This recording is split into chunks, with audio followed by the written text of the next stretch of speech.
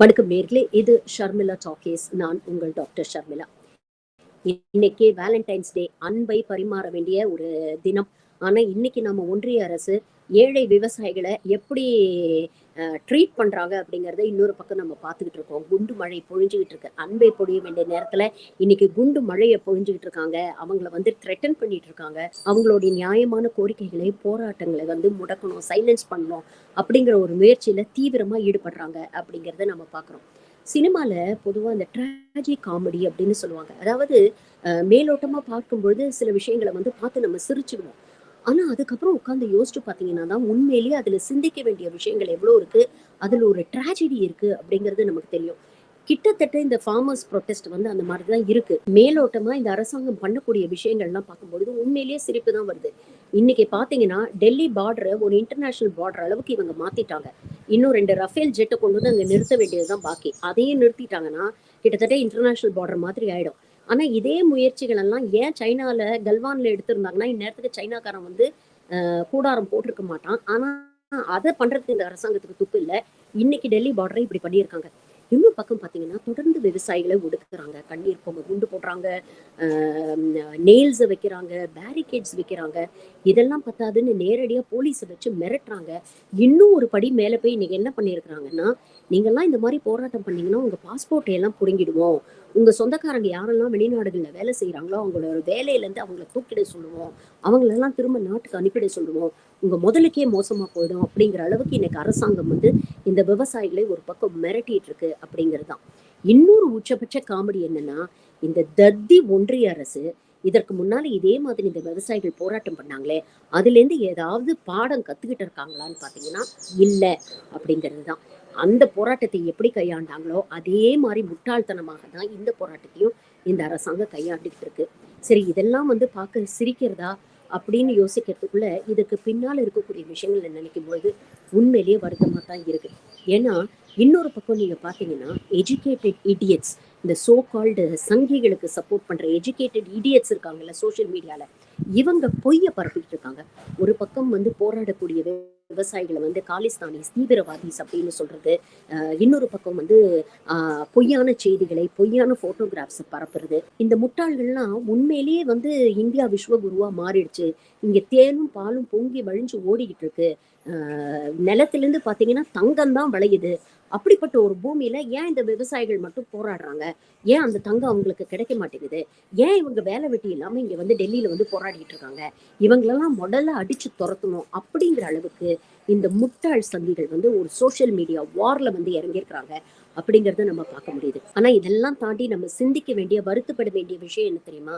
இன்னைக்கு இருக்கக்கூடிய ஒரு சராசரி இந்தியன் தன்னுடைய நியாயமான கோரிக்கைகளை கூட பேச முடியாத ஒரு நிலைமைக்கு இந்த அரசாங்கம் நம்மளை கொண்டு வந்திருக்கு பாத்தீங்களா?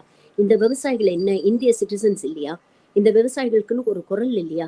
அவங்களுக்குன்னு ஒரு கோரிக்கை இல்லையா? அந்த கோரிக்கைகளை முன்னிறுத்தி நியாயமா போராடுறதுக்கு கூடவா அவங்களுக்கு வந்து அனுமதி இல்லை இந்த நாட்டுல? அப்போ அப்படிப்பட்ட ஒரு நிலைமையில வந்து இன்னைக்கு இந்த ஒன்றிய அரசு நம்மளை கொண்டு வந்து வச்சிருக்கு அப்படிங்கிற உண்மையை உணர்ந்தால் கண்டிப்பா இந்த விவசாயிகள் பக்கம், அவங்களுடைய நியாயமான கோரிக்கைகள் பக்கம் இந்திய மக்கள் நிற்பாங்க.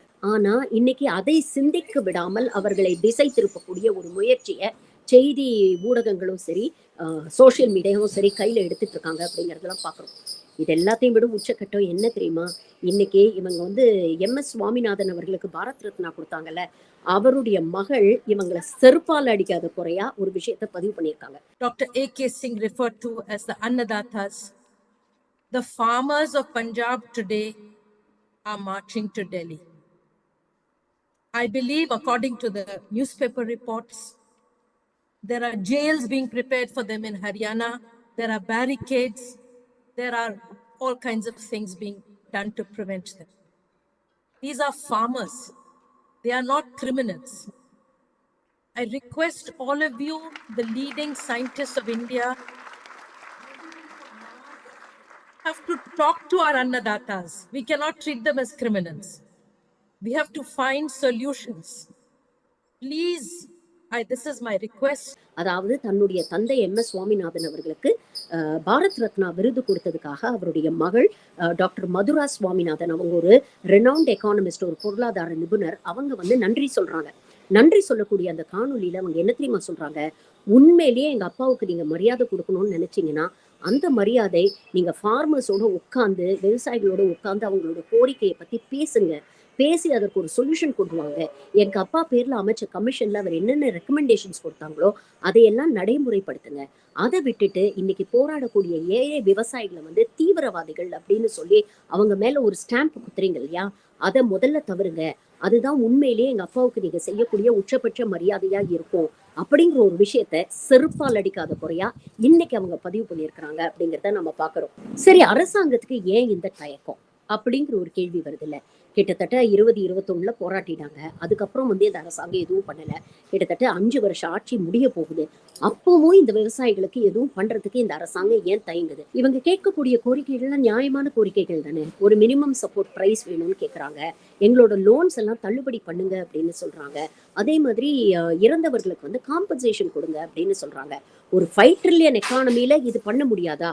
இது என்ன பெரிய கஷ்டமா? அப்படிங்கிற ஒரு கேள்வி வந்து யாராவது ஒருத்தர் மனசுலயாவது இன்னைக்கு எழுந்திருக்கா? அப்படிங்கிறத கொஞ்சம் யோசிச்சு பாருங்க. என்னைக்காவது ஏதாவது ஒரு கார்ப்பரேட்டுகள் தெருவுக்கு வந்து எங்க லோன் எல்லாம் ரைட் ஆஃப் பண்ணுங்கன்னு இன்னைக்கு வரைக்கும் யாராவது போராடி இருக்கிறாங்களா? எந்த கார்ப்பரேட்டாவது போராடி இருக்கிறாங்களா? ஆனா அவங்களுக்கு கிட்டத்தட்ட 10 லட்சம் கோடி ரூபாய் கடனை வந்து தள்ளுபடி பண்ணுது இந்த அரசாங்கம். ஆனா ஏழை விவசாயிகள் 5 10 கடனை வாங்கிட்டு அதை திருப்பி கட்ட முடியாம அவங்க டிராக்டரை எடுத்துட்டு போறது, இல்லைன்னா அந்த டிராக்டரையே ஏத்தி கொலை பண்றது, இல்லைன்னா வேட்டியை உருவி அசிங்கப்படுத்துறது, இப்படிப்பட்ட விஷயங்கள் தானே இன்னைக்கு நாட்டுல நடந்துட்டு இருக்கு. அப்போ விவசாயிகளுடைய நியாயமான கோரிக்கை வந்து நிறைவேற்ற முடியாத கோரிக்கை கிடையாது. ஆனா ஏன் இந்த அரசாங்கம் இதை நிறைவேற்ற மாட்டேங்குது அப்படின்னா, இதை நிறைவேற்றணும் அப்படின்னு அவங்க இறங்குனாங்கன்னா உண்மை வெளிப்பட்டு விடும். இவங்க ஒரு பிம்பம் வந்து கிரியேட் பண்ணி வச்சிருக்கிறாங்கல்ல. இது வந்து தேனும் பாலும் ஓடுற பூமி. இன்னைக்கு வந்து நம்ம 5th லார்ஜஸ்ட் எக்கானமியா மாறிட்டோம். நம்ம வந்து வேகமாக வளரக்கூடிய பொருளாதாரமா இந்தியா இருக்கு அப்படிங்கிற ஒரு மாயை, ஒரு பிம்பத்தை கிரியேட் பண்ணி வச்சிருக்கிறாங்கல்ல. அந்த பிம்பம் உடைஞ்சிடும். ஏன்னா இந்த அரசாங்கத்துக்கு இன்னைக்கு ஒரு அக்ரேரியன் கிரைசிஸ் இருக்கு அப்படிங்கிறத முதல்ல அக்செப்ட் பண்ணிக்கிற மனசே இந்த அரசாங்கத்துக்கு இல்ல. ஒரு விஷயம் இருக்குன்னா, ஆமா பிரச்சனை இருக்குங்கிறத முதல்ல ஏத்துக்கிட்டாதான் அந்த பிரச்சனைக்கு ஒரு சொல்யூஷன் கொண்டு வர முடியும். பிரச்சனையை ஏத்துக்கவே இந்த அரசாங்கம் மறுக்குது அப்படிங்கிறது தான் நம்பர் 1. நம்பர் 2, அப்படி ஏத்துக்கிட்டாங்கன்னா இந்த விஷயங்களை சரி செய்யணும்னா அதுக்கு பணம் தேவை. ஆனா இன்னைக்கு 10 வருஷத்துல கிட்டத்தட்ட 3 மடங்கு கடனை வாங்கிட்டு, அதுவும் பத்தாம இன்னைக்கு வரிங்கிற பேர்ல மக்கள் மேல வந்து இந்த கடன் சுமையை சுமத்திட்டு இருக்காங்க அப்படிங்கறத நம்ம பாக்குறோம். அப்போ இந்த கோரிக்கைகளை நிறைவேற்றணும்னா அரசாங்கத்துக்கு பணம் வேணும். அப்ப இதை எங்களால பண்ண முடியாது, ஏன்னா எங்க கிட்ட பணம் இல்ல அப்படிங்கிற உண்மையை ஒத்துக்க இந்த அரசாங்கம் தயங்குது. ஏன்னா ஒரு பக்கம் என்ன சொல்றாங்க, இந்தியா வளர்ந்து விட்டது, இந்தியா விஸ்வகுரு ஆயிட்டதுன்னு சொல்றாங்கல்ல. அந்த பிம்பம் வந்து இன்னைக்கு உடைஞ்சிடும். இது வந்து ஏற்கனவே ஒன்றும் புதுசு இல்லை பாஜகவுக்கு. இது வாஜ்பாய் ஆட்சி காலத்திலேயே இதுதான் நடந்தது. ஒரு பக்கம் வந்து India is shining, India is shining அப்படின்னு சொல்லி ரொம்ப கான்பிடென்ட்டா வந்து எலெக்ஷனுக்கு வந்து மண்ணை கவுன அரசாங்கம் தான் இந்த பாஜக அரசாங்கம் அப்படிங்கிறது நமக்கு தெரியும். இன்னைக்கும் அதுதான் நிதர்சனமான உண்மை. India is shining, India will always shine அப்படிங்கிறதுல எந்த மாற்றமும் இல்லை. ஆனா ஏழை எளிய மக்கள் தே ஆர் நாட் ஷைனிங் அப்படிங்கிறது தான் உண்மை. 1% பாப்புலேஷன் வந்து இன்னைக்கு அளவு கடங்காத சொத்தை சேர்த்துக்கிட்டு இருக்கு, ஒரு வசதியான வாழ்க்கையை வாழ்ந்துட்டு இருக்கு, எல்லா சலுகைகளும் அனுபவிச்சுட்டு இருக்கு. ஆனால் உழைக்கும் வர்க்கத்தை சேர்ந்தவர்கள், ஏழை எளிய மக்கள் இன்னும் ஒருவேளை சாப்பாடுக்கு அரசாங்கம் கொடுக்கக்கூடிய இலவச அரிசியை தான் நம்பிட்டு இருக்காங்க. அப்போ ஏழைகள் ஏழைகளாவே இருக்கிறார்கள், பணக்காரர்கள் பணக்காரர்கள் ஆயிட்டு இருக்காங்க.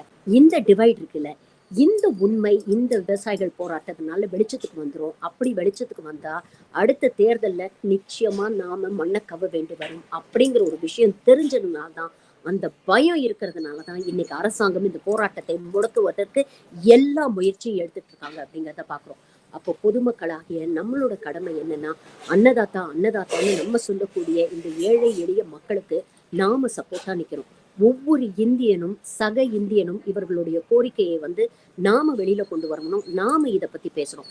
இது வெறும் ஒரு விவசாயிகள் போராட்டமாக இல்லாம மக்களுடைய ஒரு உரிமை போராட்டமா மாறணும். அப்படி மாறினாதான் அந்த ஏழை எளிய விவசாயிகளுக்கு நியாயம் கிடைக்கும்.